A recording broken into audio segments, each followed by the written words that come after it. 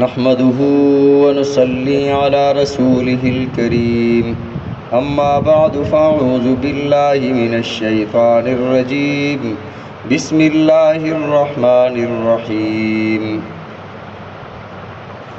صراط الذين أنعمت عليهم غير المغضوب عليهم ولا الضالين صدق الله العظيم اللهم صل على محمد وعلى آل محمد كما صليت على إبراهيم وعلى آل إبراهيم إنك حميد مجيد اللهم بارك على محمد وعلى آل محمد كما باركت على إبراهيم وعلى آل إبراهيم إنك حميد مجيد۔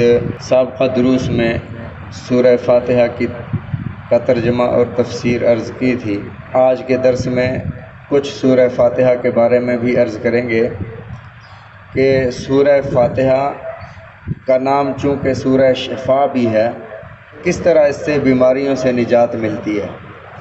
اچھا، ایک لفظ ہے شفا، ایک لفظ ہے شفا۔ تو شفا کا معنی ہے جہنم کے کنارے کا گڑھا، اور اس کو اللہ نے قرآن پاک میں ارشاد فرمایا ہے، فرمایا کہ تم جہنم کے گڑھے کے کنارے پر تھے، اللہ نے تمہیں وہاں سے فَأَنْقَذَكُمْ، تمہیں اللہ نے وہاں سے بچا لیا۔ شفا کا مطلب ہے صحت۔ تو اگر ہم کسی کو کہیں گے کہ اللہ تجھے شفا عطا فرمائے تو اس کا مطلب یہ بد دعا ہو گئی۔ تو اس لیے اگر یہ یاد نہ رہے کہ شفا ہے یا شفا ہے تو صحت کہہ لیا کریں۔ بہرحال حدیث مبارکہ میں اس کی کے متعلق ایک واقعہ ملتا ہے حضرت ابو سعید خدری رضی اللہ تعالیٰ عنہ کا۔ یہ حضرت ابو سعید خدری رضی اللہ تعالیٰ عنہ کون تھے؟ نبی علیہ الصلوۃ والسلام پر جب آپ مدینہ طیبہ میں تشریف لائے تو سب سے پہلے ایمان لانے والے آپ کے والد اور حضرت ابو سعید خدری رضی اللہ تعالیٰ عنہ تھے۔ جب غزوہ احد ہوا تو یہ 13 سال کے تھے۔ والد انہیں لے کر نبی علیہ الصلوۃ والسلام کی خدمت میں حاضر ہوئے، عرض کیا یا رسول اللہ میں بھی اس جنگ میں جانا چاہتا ہوں اور میرا بیٹا بھی جانا چاہتا ہے۔ رسول اللہ صلی اللہ علیہ وسلم نے سر سے لے کر پاؤں تک حضرت ابو سعید خدری کو دیکھا اور دیکھنے کے بعد ارشاد فرمایا کہ اس کی عمر ابھی پوری نہیں ہوئی، 15 سال تک کی اجازت ہے، لہٰذا اس کو جنگ میں جانے کی اجازت نہیں۔ ان کو واپس فرما دیا، اور غزوہ احد میں ان کے والد حضرت مالک بن سنان رضی اللہ تعالیٰ عنہ شہید ہو گئے، اور گھر میں حالت یہ تھی کہ کچھ بھی نہیں تھا جو یہ اخراجات کرتے یا گھر چلاتے، کوئی ایسی صورت نہیں تھی۔ غربت کا عالم اس قدر تھا کہ فاقوں پر زندگی آ گئی، فاقوں پر آ گئی، کھانے کے لیے کچھ نہیں تھا۔ والدہ نے کہا کہ بیٹے ہم نے سنا ہے کہ فلاں کو بھی رسول اللہ صلی اللہ علیہ وسلم نے عنایت فرمایا، فلاں کو بھی عطا فرمایا، آپ بھی جائیں نبی علیہ الصلوۃ والسلام سے سوال کریں، نبی علیہ الصلوۃ والسلام آپ کو بھی عطا فرمائیں گے۔ یہ فرماتے کہ میں نبی علیہ الصلوۃ والسلام کی خدمت میں حاضر ہوا، میں اس وقت گیا جب رسول اللہ صلی اللہ علیہ وسلم خطبہ ارشاد فرما رہے تھے، اور سب سے پہلے میرے کانوں میں جو نبی علیہ الصلوۃ والسلام کے جملے پڑے وہ یہ تھے، آپ ارشاد فرما رہے تھے کہ ان حالات میں جو صبر فرمائے گا اللہ انہیں غنی فرما دیں گے۔ فرمایا کہ میرے دل میں آیا کہ یار میرے پاس اونٹنی بھی تو ہے نا، کون سا میں بہت ہی فقیر ہو گیا ہوں، چلو اس کو بیچ کر گزارا کر لیتا ہوں۔ فرمایا کہ پھر میں نے سوال نہیں کیا، میں واپس آ گیا۔ پھر رزاق عالم نے میرے ساتھ وہ معاملہ فرمایا کہ اللہ نے مجھے دنیا سے اس قدر بے رغبت کر دیا کہ دنیا ذلیل ہو کر میرے پاس آئی، اور مہاجرین و انصار میں سب سے زیادہ اللہ نے مجھے مال عنایت فرما دیا۔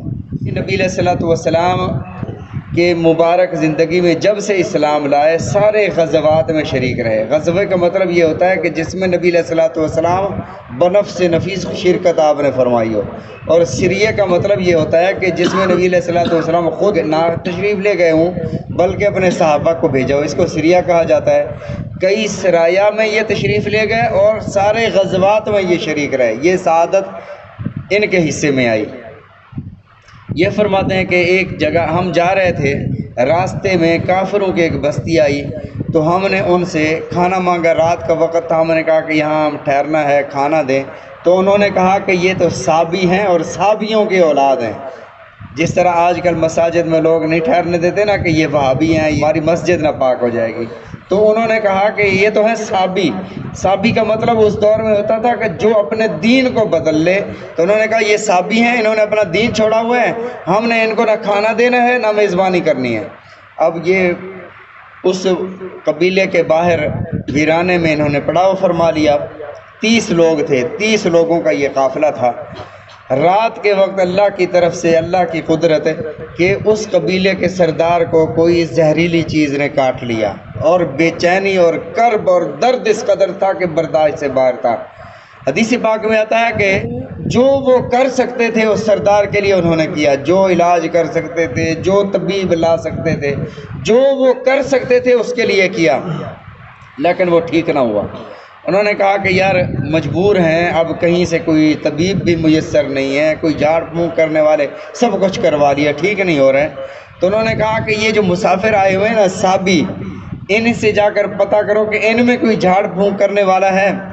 تو ان میں سے لوگ آئے، تو یہاں پر آ کر پوچھا کہ بھی آپ میں سے کوئی جھاڑ پھونک دم کرنے والا ہے؟ تو حضرت ابو سعید خدری رضی اللہ تعالیٰ نے فرمایا کہ دم کرنے والا ہے، لیکن کیونکہ تم نے میزبانی سے انکار کر دیا ہے، ہم رات ویرانے میں گزار رہے ہیں، لہٰذا ہم 30 بکریاں لیں گے پھر دم کریں گے۔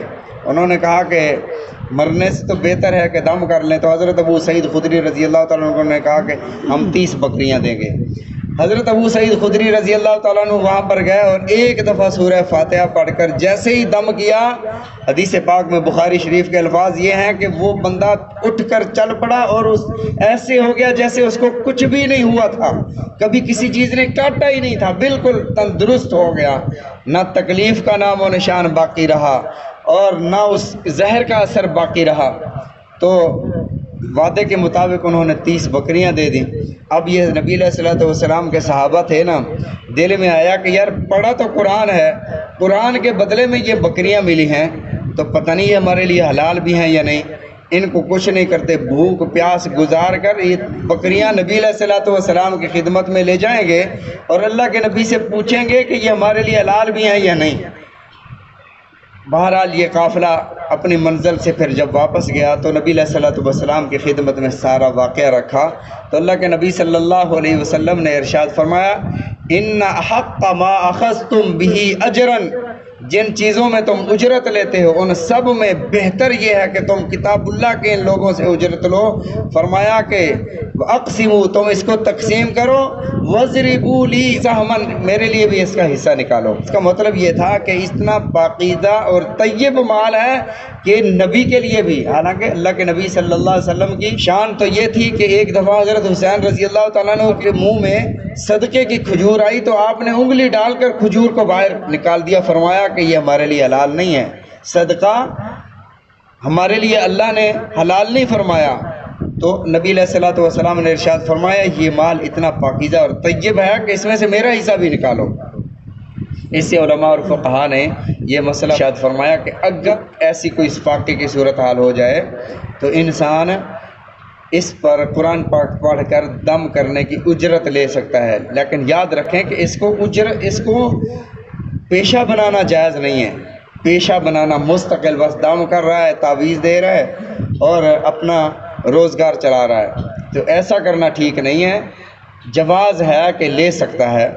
بہرحال سورہ فاتحہ جو یہ شفا بھی ہے، اور اگر ہم بھی پڑھیں سورہ فاتحہ تو مشاہدے میں یہ آتا ہے کہ وہ اثر نہیں کرتا۔ وہ کیوں نہیں کرتا؟ حضرت بابا فرید الدین گنج شکر رحمۃ اللہ علیہ سفر پہ جا رہے تھے، ان کے ساتھ ایک غلام تھے۔ دولت اور جائیداد یا کوئی مال نیا آئے تو انسان کی نیند ختم ہو جاتی ہے۔ اب اس کی نیند بھی ختم ہو گئی، غلام کی، یہ سونا کوئی لے نہ جائے، یہ گم نہ ہو جائے، رات کو کروٹیں بدل رہے ہیں۔ تو حضرت خواجہ صاحب نے پوچھا کہ کیا کر رہے ہو؟ انہوں نے کہا نیند ہی نہیں آ رہی اس سونے کی وجہ سے۔ تو حضرت نے بابا فرید الدین گنج شکر رحمۃ اللہ علیہ نے وہ سونا لیا اور ساتھ ایک جھیل تھی اس میں پھینک دیا۔ اب یہ مزید تڑپنے لگے کہ قسمت سے سونا ہاتھ آیا تھا، بڑی امیدیں تھیں کہ گھر بنائیں گے، یہ کریں گے، وہ کریں گے، اب تو وہ ساری امیدوں پر پانی پھر گیا۔ تو حضرت نے دیکھا کہ پہلے سے زیادہ پریشان ہے، فرمایا پہلے کیا بات ہے؟ کہا جی پہلے تھا نہیں تو پریشان تھا، اب ہونے کے بعد چلا گیا تو اس کے جانے کا غم ہے۔ آپ نے فرمایا کوئی چیز لے آؤ، کوئی وٹا، کوئی روڑا، کوئی چیز لے آؤ۔ تو وہ ایک مٹی کا ڈھیلا لے کے آ رہا ہے، تو حضرت بابا فرید الدین گنج شکر رحمۃ اللہ علیہ نے فاتحہ پڑھ کر اس کو دم کیا تو وہ سونے کا بن گیا، وہ مٹی سونا بن گئی۔ تو اس نے دل میں سوچا کہ اب تو فاتحہ پڑھ کر دم کیا ہے تو میرے پاس خزانہ آ گیا، اب تو میں ہر چیز کو سونا بناتا رہوں گا۔ جب گھر گیا تو اینٹ اٹھا لی اور صبح سے شام تک سورہ فاتحہ پڑھ کر دم کرتا رہا، لیکن وہ سونا نہ بنی، وہ اینٹ سونا نہ بنی۔ واپس آیا حضرت کے پاس کہ حضرت یہ آپ نے ایک بار سورہ فاتحہ پڑھی تھی اور وہ مٹی سونا بن گئی تھی، اور میں صبح سے شام تک پڑھتا رہا، سونا نہیں بنی۔ انہوں نے فرمایا کہ مٹی کو سونا بنانے کے لیے زبان بھی فرید کی چاہیے، یعنی جب زبان آلودہ ہوتی ہے پھر ہمارے وظائف اثر نہیں کرتے، زبان جب پاک اور صاف ہو پھر ایک دفعہ سے بھی کام چل جاتا ہے۔ نبی علیہ الصلوۃ والسلام نے ارشاد فرمایا کہ انسان کی دعائیں قبول ہوتی رہتی ہیں، صدق مقال ہو، سچ بولتا ہو، ہمیشہ مذاق میں بھی جھوٹ نہ بولتا ہو، سچ بولتا ہو اور رزق حلال ہو، تو اللہ اس کی دعاؤں کو فوراً قبول فرماتے ہیں۔ اللہ تعالی ہم سب کو سمجھنے کی توفیق عطا فرمائے، نبی علیہ الصلوۃ والسلام کے فرامین سمجھنے کی، عمل کرنے کی توفیق